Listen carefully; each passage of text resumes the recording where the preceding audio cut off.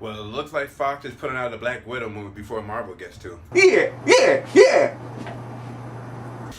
So Fox just released Red Sparrow, adaptation of the 2013 novel of the same name, starring Jennifer Lawrence and Joel Edgerton. I think that's how you pronounce his name.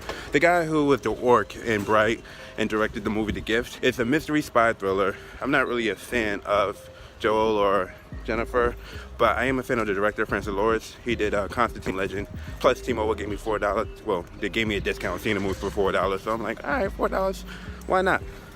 6.5 hours later. This film just burst my bubble. I'm not gonna front on you guys. I live in a world of rainbows and sunshine. My life sometimes in my head it feels like a Disney movie, and this film just it burst my bubble and it reminded me, nah, bro, this is reality. This is how harsh reality can be. Red Sparrow is about a woman being forced into espionage by her family after witnessing a murder. You must become the missing piece, and they will tell you anything. And Russians, man, so harsh, so realistic, so depressing, so just all up in your face with just this is life and this is how life is. That was a horrible Russian accent, I'm just saying. I guess what I realized at the theater was that was my first adult movie in theaters. Like, I've seen a lot of dramas at home. I've seen like a lot of adult-orientated films at home in the theaters. I guess I reserve theaters for like, you know, comedies, action movies, sci-fi, fantasy, action, adventure, thrill, you know. Now, I've seen a lot of rated R movies in theaters. I've seen a lot of James Bond movies. I've seen a lot of spy films, a lot of espionage films.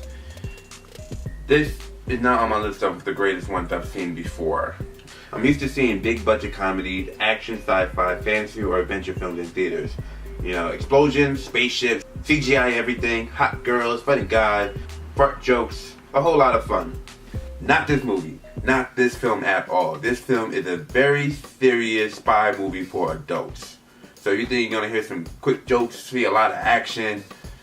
Oh no, this ain't it. This ain't it at all. They should just call this film How to Seduce a Russian. I came in there thinking I was gonna see Atomic Blonde. I left seeing Eastern Promises. I've seen films that dealt with rape or incest like a Tyler Perry production or films like Precious. But this film takes it to another level. Like, this film shows the rough reality of Russians, I believe. I don't know. I've never been in Russia. I don't know if this is what Russians really go through. But there's a scene where there's a character that kind of looked like the boy from Stranger Things, and they're forcing that character to get head, and it was just like, oh, this is uncomfortable. Like, I'm literally watching these scenes, and I'm looking at the other audience members, and you can hear a pin drop. And it's not like a pin drop as everybody is in suspense mode, waiting to see what's going to happen next, or waiting to see what's going to happen. It's more like, oh my God, I can't, ooh, Jesus, Lord, take the wheel. It's not as suspenseful as I thought it would be, but it definitely gets rough. It's definitely tough. It's definitely gritty. There's nothing sexy about this film at all. I remember in one of these ads or articles, somebody said this film was sexy. If you're turned on at any time watching this film, you might be damaged in the head, man. I'm not sure. This is not. It's not a sexy movie at all. You know, a lot of people were promoting this as the Black Widow movie Marvel never gave us. I could keep waiting. This is not the Black Widow movie. And thank God Marvel actually is greenlighting the Black Widow movie, because this is not it. This is not it at all.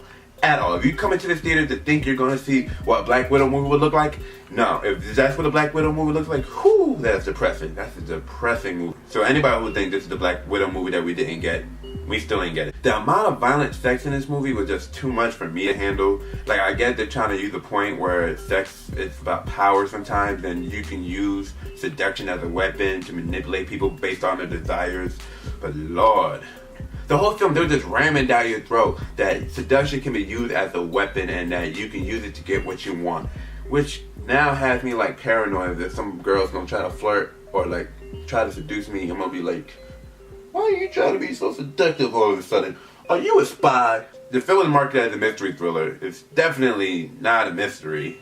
You know, the only mystery is figuring out who the mole is, and the mole it's not a huge reveal, it's not a big twist, but it's kind of satisfying. Like, all right, I could work with that.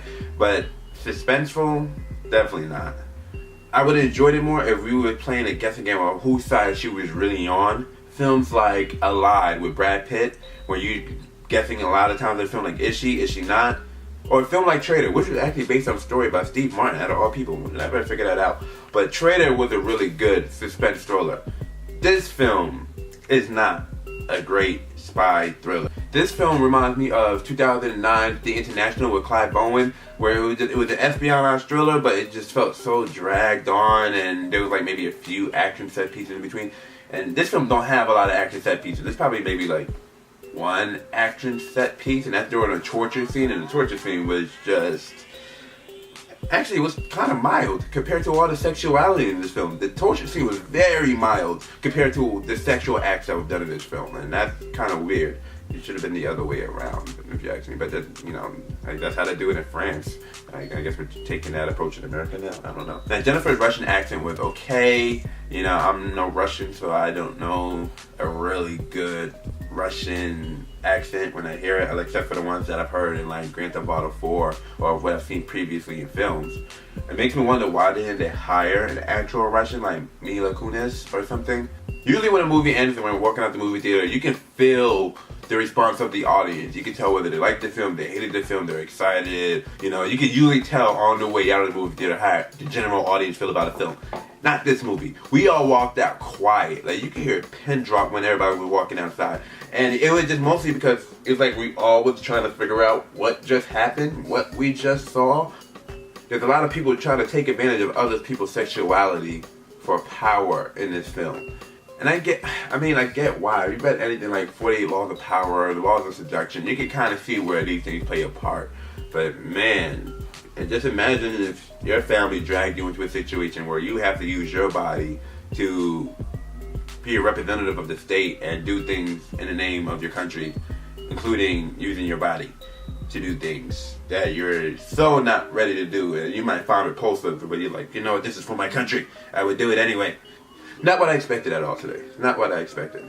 So tell me guys, what do you think? Did you like Red Sparrow? Are you planning on seeing Red Sparrow? Or you think you're just going to wait at home to see it on video or digital HD? That's what I wish I waited to see this at home. This is usually the film I wait to see at home on HBO or something. I hope I can find another espionage thriller in theaters, because I've never really seen any thrillers at theaters. Like I said, I've seen mostly, you know, films like Rush Hour and Superbad or Transformers. You know, films like that I've seen in theaters. I usually don't see films like this in theaters, like The Good Shepherd. Films like that I usually wait to see them at home. And I hope another film will make me change my mind and actually want to see more adult films in theaters. But not this one. I think I'm good on this film. As a screenwriter, I try to see a new film every week. You know, keep studying structure, studying acting, directing. I think I could have got past this one. So make sure you like, share, leave a comment. Make sure you click on that bell so you can be notified when there's more videos being posted up. I'm going to be dropping videos daily now. Much love, God bless. 2 pieces of chicken grease. I'll see you guys soon. And no, you know what? I'll see you at the movies.